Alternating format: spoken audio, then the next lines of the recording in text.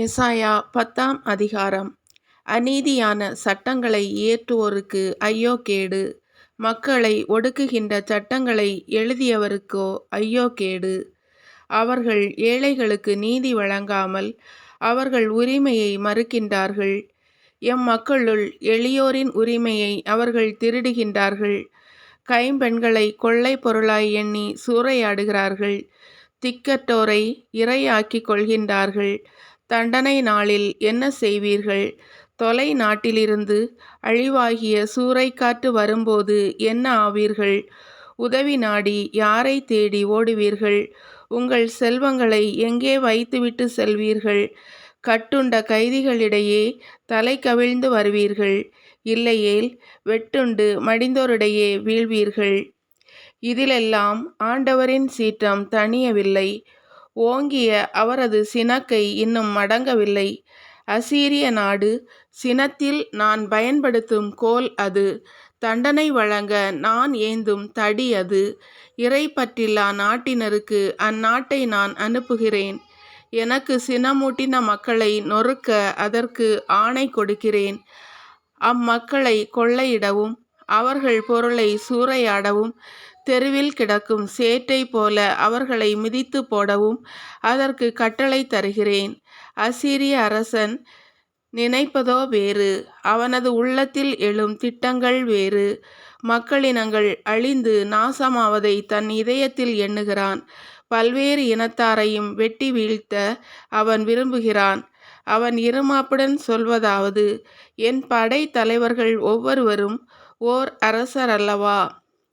கல்நேர் நகர் கர்மீசு நகர் போன்றதல்லவா? ஆமாத்து நகர் அர்பாத்து நகருக்கு இணை அல்லவா? சமாரிய நகர் தமஸ்கு நகரை ஒத்ததல்லவா? சிறப்பு வாய்ந்த சிலை வணங்கும் அரசுகள் வரை என் கை எட்டி இருக்கின்றது. அந்நாட்டு சிலைகள் எருசலேம் சமாரியா நகர் சிலைகளை விட எண்ணிக்கையில் மிகுதி. சமாரியாவையும் அதிலுள்ள சிலைகளையும் அழித்து பாழ்படுத்தியவன் நான். இப்படி இருக்க எருசலேமுக்கும் அதன் மக்கள் வழிபடும் சிலைகளுக்கும் அவ்வாறே செய்ய மாட்டேனா? எனவே சீயோன் மலை மேலும் எருசலேமிலும் என் வேலைகள் அனைத்தையும் முடித்த பின் ஆணவம் நிறைந்த அசீரிய மன்னனின் சிந்தனையை முன்னிட்டும் இருமாப்புடன் அவன் பேசிய பேச்சுகளை முன்னிட்டும் அவனை நான் தண்டிப்பேன் என்கின்றார் என் தலைவர். ஏனெனில் அவன் இவ்வாறு சொன்னான், என் கை வலிமையாகவே நான் அதை செய்து முடித்தேன். என் ஞானத்தாலும் அறிவு கூர்மையாலும் அதற்கு திட்டங்கள் தீட்டினேன். மக்களினங்கள் தங்களிடையே வைத்துள்ள எல்லைகளை அகற்றுவேன். அவர்களுடைய கருவூலங்களை சூறையாடினேன்.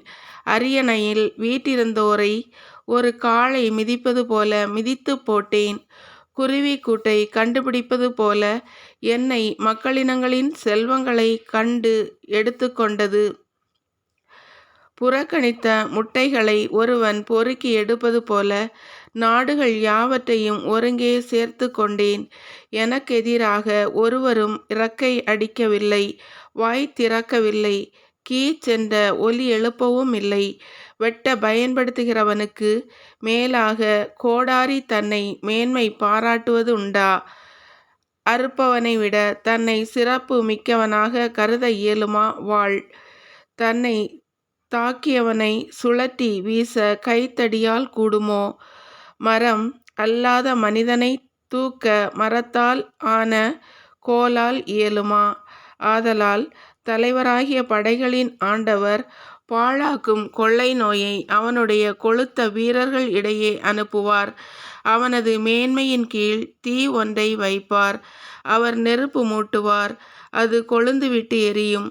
இஸ்ரவேலின் ஒளியானவர் நெருப்பாக மாறுவார். அதன் தூயவர் தீக்கொழுந்தாய் உருவெடுப்பார். அது அவனுடைய முட்புதர்களையும் நெருஞ்சி முள்களையும் ஒரே நாளில் சுட்டெரித்து சாம்பலாக்கி விடும்.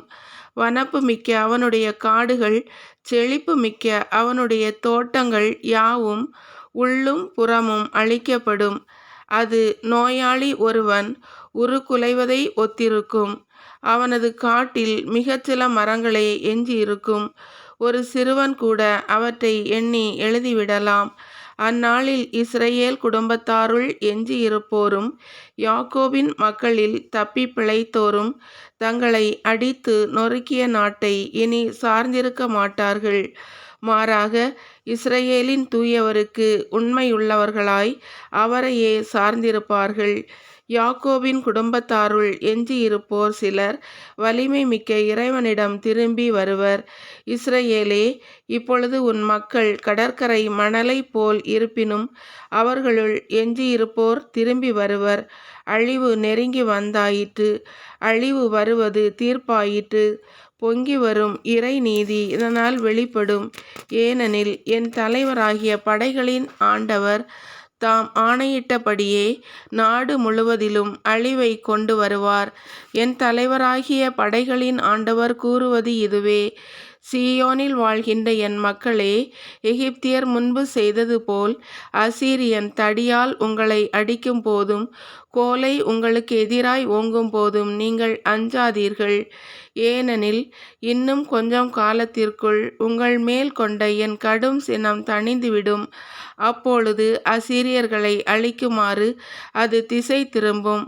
ஒரே பாறை அருகில் முன்பு மீதியானியரை அடித்து வீழ்த்தியது போல் படைகளின் ஆண்டவர் அவர்களுக்கு எதிராக ஒரு சாட்டையை எடுப்பார். எகிப்தியரை அழிக்க செங்கடல் மீது தமது கோலை ஓங்கினது போல அவர்களுக்கு எதிராய் தம் கோலை ஓங்குவார். அந்நாளில் நீங்கள் கொழுமை அடைவீர்கள். உங்கள் தோள் மேல் அவர் வைத்த சுமை அகற்றப்படும். உங்கள் கழுத்திலுள்ள அவனது நுகத்தடி உடைத்தெறியப்படும். பகைவன் ஐயாத்துக்கு எதிராக போர் தொடுத்துள்ளான். அவன் மிக்ரோனை கடந்து வந்துவிட்டான். மிக்மாசிலே தன் மூட்டை முடிச்சுகளை வைத்திருக்கிறான். கணவாயை அவர்கள் கடந்து விட்டார்கள். கேபாவில் தங்கி இரவை கழிக்கின்றார்கள். ராமா நகரின் மக்கள் அஞ்சி நடுங்குகின்றார்கள். சவுலின் நகரான கிபெயாவிலுள்ள மக்கள் ஓட்டமெடுக்கின்றார்கள். பெத்தலீம் மக்களே, கூக்குரலிடுங்கள். இலாயிசா மக்களே, உற்று கேளுங்கள். அனதோத்தின் மக்களே, மறுமொழி கூறுங்கள். மத்மேனா மக்கள் ஓட்டம் பிடிக்கிறார்கள். கெபிமீனில் வாழ்வோர் புகலிடம் தேடி ஓடுகிறார்கள்.